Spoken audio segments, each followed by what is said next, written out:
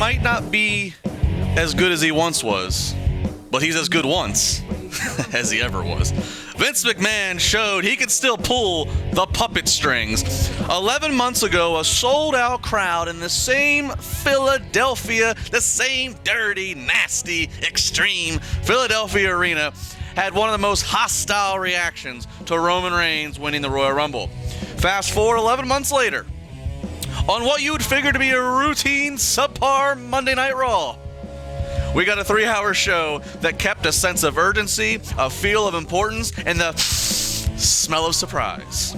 Vince McMahon appearing still draws. Just go back and listen for yourself. The final segment of the show created drama, false finishes, the physicality, the heat McMahon is able to draw, Roman Reigns' actions. He had the action star-like superhero comeback.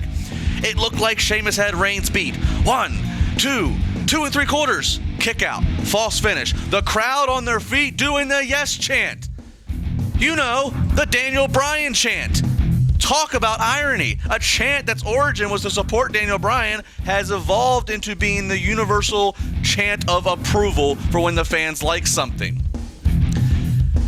A yes chant in support, the match is still going. Reigns is not done. And then Reigns hits the spear to counter the bro kick. 1, 2, 3. The place went banana. WWE got the title on a guy that the crowd loves to hate in Sheamus. Reigns harnessed the rebel spirit Sunday night at TLC when he brutally beat down Triple H to the fans' approval. He gets slapped to hell by Stephanie. He gets kicked in the balls by a 70-year-old man.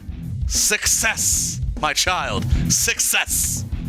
If you don't like Raw last night, or you feel you've been force-fed, I ask you to stop and ask yourself 3 questions.